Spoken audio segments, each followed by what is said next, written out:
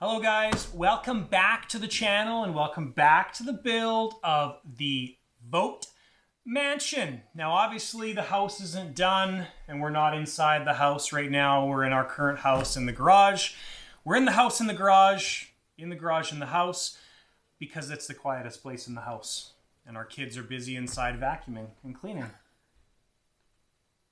We thought it was a great idea to put this together to share with you guys the process of what we've been through up to this point. And you want to build a house, so let's talk about the 8 steps that we came up with to put this all together. And we'll also be sharing our plans with you guys and giving you a brief overview of the ins and outs of everything that we've been through up to this point. So thanks for tuning in. Hit that subscribe button down below, give the video a thumbs up, and let's get into this. All right, so step number 1, decide whether you want to be the owner builder or you want to have a custom builder design and build your house.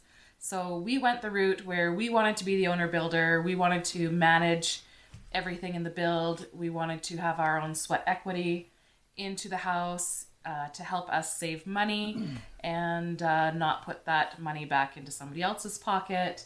Because we have a lot of contacts in the industry, it was easier for us to go through this route versus going through a traditional home builder. So obviously some of the big savings with the self-build is the sweat equity portion, and you're not paying a builder to put your house together for you and to hire contractors and do that work for you. The big downside is that you are taking care of everything. And I tell you, me and Katie have said this to our lawyer when we met with him a couple days ago. I don't really ever want to do this again. It is a big job, especially when you're just doing it once or twice or whatnot. And there's a lot of in and outs with it, and if you have no idea what you're doing or don't want to take on the time commitment that it involves, then definitely just go find a builder that you like and that you're comfortable with and do it that way. All right guys, step number 2, find your location. So there's lots of different pieces of land all over the place. At least what we're talking about specifically is in Calgary. Okay, Calgary, Alberta, Canada, where we're located. But you're probably going to be able to find different pieces of land, different sizes of land all over the place. For us, it was 5 acres. There was kind of the payoff of you can get a smaller piece of property, like 2 acres, and lots of trees all over the land, but they might have taken a section of like 20 to 40 acres and put all the different little acreages around a central road or something like that. We didn't want that. We wanted something a little bit more secluded, a little bit more further away from neighbors. And so we decided on 5 acres. Now, when we got our 5 acres, it already had a well on it, no septic system. And I think that was basically it. Yeah, there's no services to the property. We took a long time to try and find just the right piece of land, and we had looked over in the Prentice area towards Bride Creek and couldn't find anything specifically there that was in our price range, or when we did find it and we put an offer on it, it was already sold, or like it was a big long gong show. So take your time to do this. We ended up settling in the foothills closer to the DeWinton area, over by towards Okotoks and that sort of thing. And we love the location. It's quiet. It's on a dead-end road.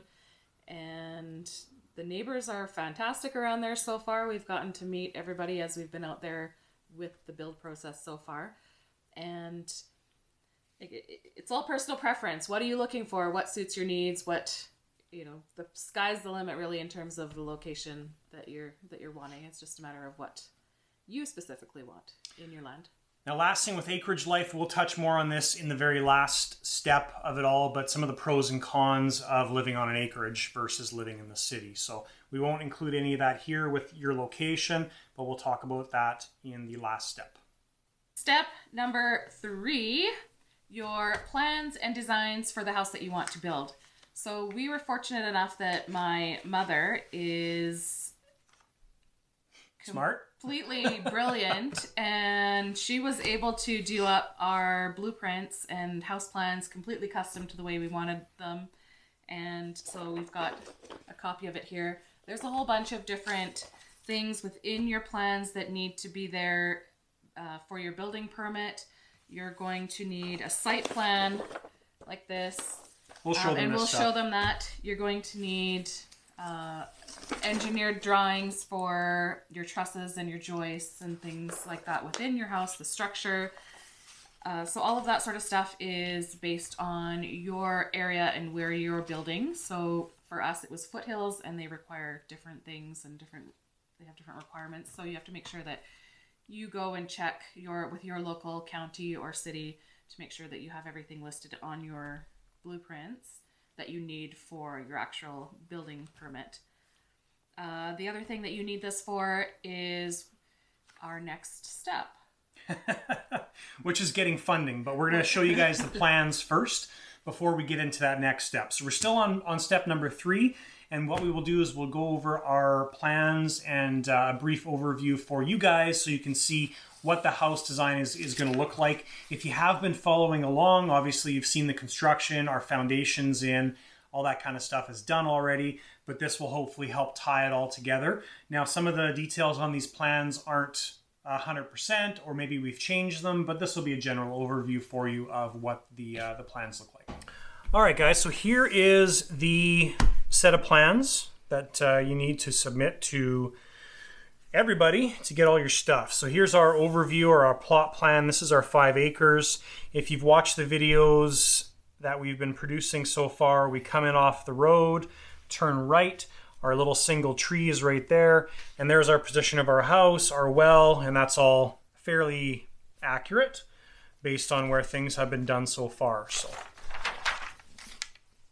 front view of the house, as we mentioned, the things that are changing on the plans is none of this is going to be siding. It's all going to be stucco. That's the industry that I work in, but there's an overview of what the front of the house looks like. There's an overview of the rear elevation of the house. So the rear elevation of the house faces southwest, so gets lots of sun throughout the day and in the evening. And deck there, Grandpa's suites in the basement, deck down there. This is the south side of the house, left elevation. If you've watched the videos, that single entrance by itself is over on that side of the house. And north side of the house, side of the garage, side of the sports court, and we'll talk more about that when we get into the actual floor plans. Okay, so here is the basement layout. So one of the cool things we loved about the design of this house is the sports court. So right now, when it's cold outside, and everybody in our family does this, we take the volleyball out or the ball and we're playing ball in the living room. In the living room or in the hallway. Pitchers get knocked off and smashed. So that's why we wanted the sports court. If you see my other channel, you know I like to fly airplanes. So we may be doing some indoor flying in the wintertime. That'd be cool too. So that's the reason for the sports court. So this is the front of the house here. So when you walk into the basement, you're coming down these stairs. And this is basically, we have it labeled as a craft room. That's the bakery for Katie. This is Grandpa's area here. So that's basically a separate suite or apartment. And you come in down the hallway. We've got our mechanical room, recording booth, which is like storage area from the sports court. And then you walk into the bathroom and you've got this area, which I think is maybe a sauna, exercise room, and sports court. Now the sports court, it is big, but it's really not that big. It's 22.5 feet wide, 41 feet long. It's exactly the size of a regular racquetball court, but still a nice area to just mess around in and have fun in and have parties in and things like that. So our basement isn't wide open. There's not a lot of functional wide open space. That's kind of how we roll, even in our current house, but it's a lot of functional used space. So that's what the basement looks like. It is a walkout. I don't know if we mentioned that, but yeah. So here is the main floor. No. Oh, Yep. yes, it is main floor. This is the main floor. So again, the front of the house is this way. So this is the garage, 4-car garage. My shop area is kind of in this area. And you walk in the garage right here. You walk in the front of the house right there. And when you walk in the front of the house, obviously you've got your closet, your bench, your office, and then you come into the dining room, the great room. I kind of like this layout because as soon as you walk in, you look through and you're looking right through to the back of the house.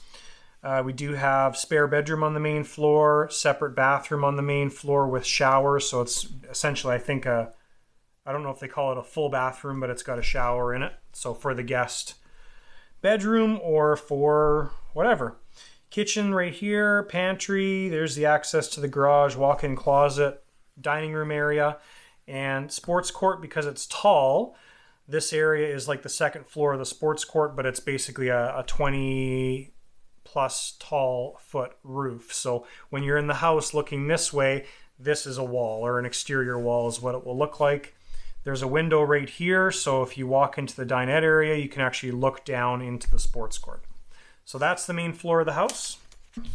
So upper floor, again, you come up the stairs and you've got the master bedroom. There's 3 other separate bedrooms, so 1, 2, 3 for our 3 daughters. Each of the bedrooms has its own bathroom, which is kind of a cool thing because right now the girls, there's a big battle every single day on who's cleaning the bathroom. We have 3 teenage daughters that are sharing one bathroom right now. It's a disaster sometimes.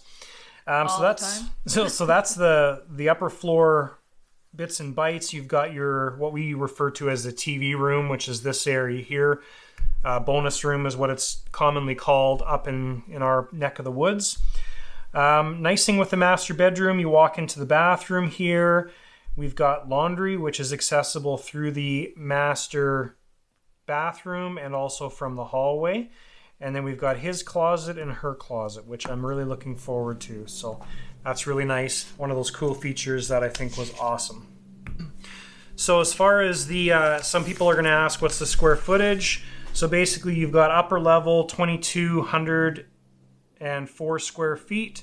You've got the main level, which is 1919. And the lower level, if you're including it, is 2,897. So the total square footage of everything is 7,020. The sports court is separate, I think, from that number. 2, 4, 6, 7. Yeah, so including the sports court, you're looking at about 8,000 square feet, including the lower level, which we don't tend to do up in Canada. So something that you're going to need with your blueprints and plans when you submit to the county or city for your permits is your joists and trusses. Any tall walls that you have are all going to need to be engineered. So we went through Structural Truss out of Fort Macleod in Alberta here. They've done a great job in getting all of this done for us. So this will be something that you're going to need for to go along with your blueprints. Step number 4. All right, so step number 4, talk to your mortgage broker. You guys also asked for who we're using as our mortgage broker, so we'll throw a link down below. I don't even know what they're called. Katie deals with all this stuff. But anyways, link down below for our mortgage broker. He's been awesome to deal with. We highly recommend, guys, using a mortgage broker. If you've watched our videos, you know the absolute disaster we went through with Service Credit Union. Worst experience I've ever had with a bank or financial firm. One of the worst experiences. And use a mortgage broker. So anyways, link down below. Anything to add to that? The great thing about going with a mortgage broker is that they work for you and they can shop around and get the best possible deal. And we really should have done that right in the beginning. It would have saved us huge headaches. And yeah. So don't even go to a bank. Even if you've been with them for 20 years, go to a mortgage broker. You're going to get a better deal for sure. Especially if you're building your own house as a self-build. It's not something that banks will generally deal with. There's lots of different steps. One of those important things with any lender is it's really beneficial to have your land paid for so it's free and clear. We're having some struggles with that, but we've been able to work it out. So try and get your land paid off 100%, then your options are a little bit more open. Now that does bring up step number 5, which is a really important step, and maybe get this from, I don't know, 5 different people, get it emailed to you, get a hard copy, get every single thing you can get, but get your letter of approval from your financer for the build. Yeah. Before you start anything. Don't just take their word for it, which was kind of, I guess, our error that we had made with service, is that they told us verbally that everything was going to be fine, not to worry, yada yada, and it wasn't. So don't believe what they say, get it in writing. Yeah. All right, number 6. I'm running out of fingers, honey. This is going to get challenging soon. Apply for your building permit and development permit. So in order to do that, as Katie's mentioned, we've mentioned a few times here, you got to have all the previous steps done before you apply for your building or development permit. You need your building or development permit before you can do anything on the land.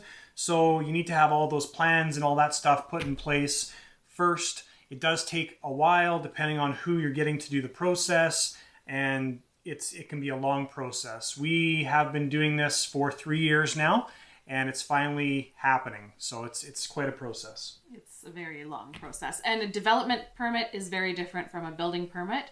So you may need to talk to your county or city ahead of time about that as well, because you may need separate development permits for different types of dwellings or whatever that you're putting there, so that you can qualify for your building permit. All right, 2 more steps to go. Next one is step number 7. Yeah. So, Alberta New Home Warranty. This is a big topic, but we're not going to get into it because it's basically just a big scam. I didn't say that. That's just my personal opinion. As an owner-builder, it's basically an insurance policy to make sure that if somebody purchases our house within 5 years, that they're covered for any warranty issues and that sort of thing. But being an owner-builder, it would be like taking an insurance policy out against ourselves, which you can't do. So it's a big, huge waste of money. So essentially what it comes down to is if you're doing this as a self-build and you pay for Alberta New Home Warranty, you can never claim against Alberta New Home Warranty. You can never claim against yourself. So why would you pay the $17,000? Because it was $7,000 for the policy plus another $10,000 deposit that they were going to hold for, I think, 5 to 10 years or something silly. And we would never be able to claim against ourselves because we were the ones that built it in the first place. So apply for an exemption. It's about $900 for the application. You get an exemption from the province. This works for Alberta. I'm not sure how it works for other provinces or in the States or whatnot, but you can get an exemption and make sure that whoever you're going to go with for financing, that they're okay with the exemption, because a lot of the big main banks require you to get the Alberta New Home Warranty, even though it's useless for you. So now, if we were to sell the house within the next 5 years, we would, I think, need to apply for the Alberta New Home Warranty. We would have to pay for it at that time. Yeah. But we don't plan on moving ever. Correct. Anytime soon. So that's step number 7. Step number 8 really isn't a step, guys. It's more of just talking about the pros and cons. So let's talk about step number 8. All right, so step number 8, the pros and cons of Acreage Life. If you're thinking about this is really something that you should put a lot of thought into before you do, because everything changes. This is something that we've been talking about and really wanted to do since our kids were young. I am a little bit sad that we didn't do it when they were younger, because they would have been able to grow up and have a little bit more experience. But we still have our younger daughter, and the kids are going to be at home for a while, I hope. And of course, we've got grandkids that'll eventually show up too, which is going to be fun. So, but number 1, I think with the pros and cons of Acreage Life is things aren't as easy as they are in the city, right? Right now you flush your toilet or you turn your sink on, the water drains and it goes and the city deals with it. When you deal with Acreage Life, you've got generally a septic system that is designed specifically around your house, your site, how many people are living at your house. How many showers you're going to take a week, how many loads of laundry, whether or not you want a carburetor, which is going to be more expensive for your system, things like that. So, lots to think about. And then with the septic side, the other side of that is well water. So yeah, your water, generally if you're in our area, it's going to be irony or contain more iron. It's going to be very hard water, which we're used to in Calgary anyways. But so you do have to get more things on your system to make the water good or to make it seem like it's more like city water. So those are some of the initial pros and cons. Maybe some of the other things is you're by yourself. Now, I think that's a pro. You know, our nearest neighbors are half a kilometer away. I think it's awesome. I love that idea. Nobody can just look into our windows, or you can't see right straight into your neighbor's window in the back. So that's great. However, because you are farther away, you have to think about things like insurance. So we just purchased our course of construction insurance to keep building, and it was almost $15,000 for 6 months because we're not close to any sort of fire hall. We're about 10 minutes away from the closest fire hall, or 15 minutes. So as soon as you're 8 kilometers away from a fire hall, things get really expensive. So you have to think about things like that because our regular insurance is going to be higher. You have to think about other things like utilities. What sort of, do you want gas or do you want propane? Those kind of things. What is running to your house? So we've decided to do propane to the house because it's cheaper. We don't have to pay $7,000 to have them just come hook up a line. Your telephone, your internet, all of those luxury things, they're a lot harder to, I guess maybe not harder to get, but it's a different type of service when you have to do satellite, or you get spoiled living in the city with your high-speed internet. And I think our girls are going to be a little bit shocked when they have to go to satellite and maybe it's not working all the time. So yeah, those are some of the pros and cons to think about. It's definitely got to be something you really want to do in order to make it happen. But I tell you, the nights we've been out there, or I've been out there by myself and been doing some of these first stages of construction, you turn off the excavation equipment and it's dark outside. It is dead silent. You hear the coyotes and that's it. It's amazing. It's just peaceful. Yeah. It's super peaceful. So those are some of the pros and cons. There's probably more, but those are the things that we think about initially.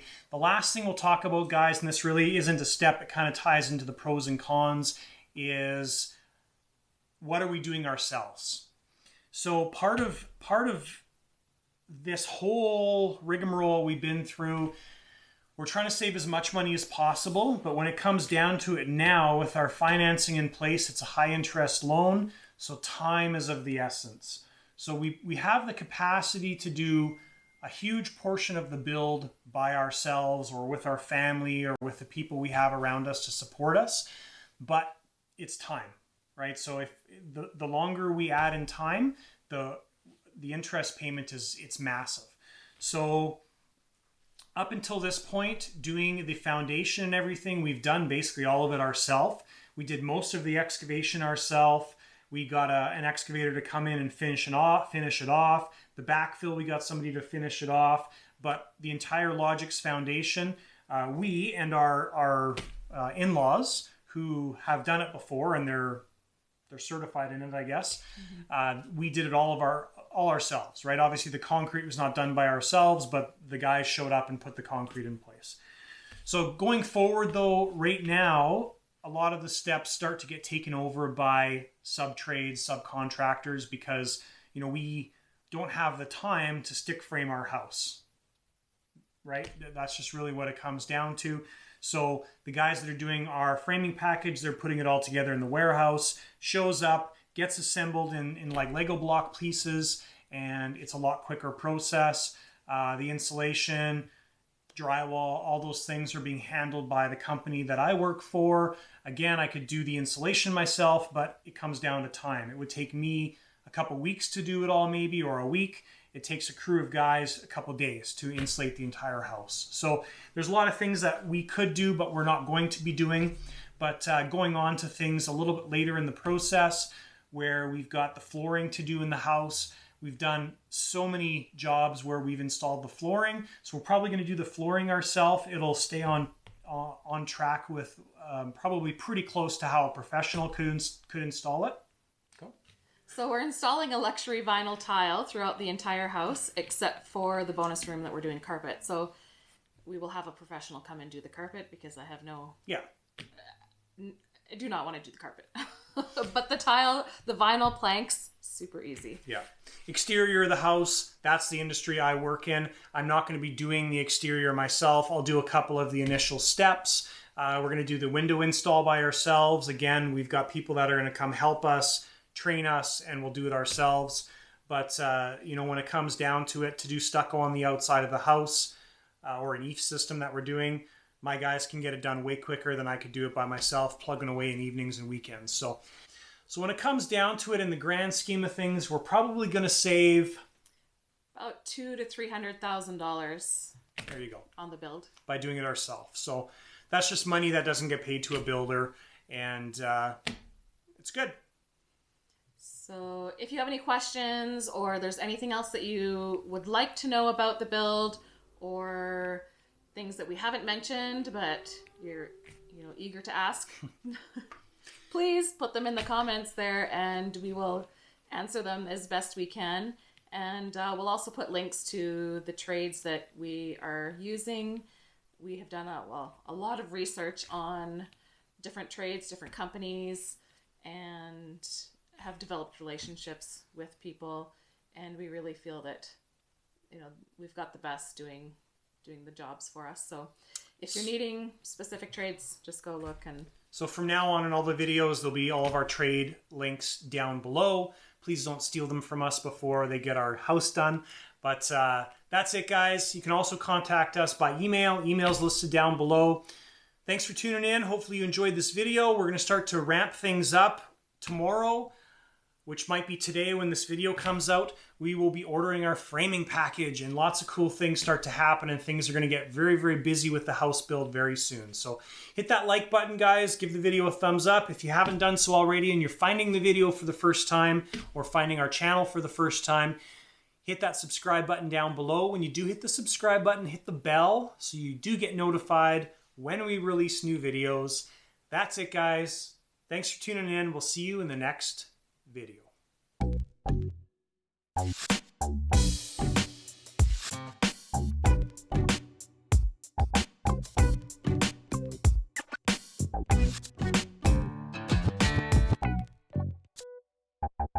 you.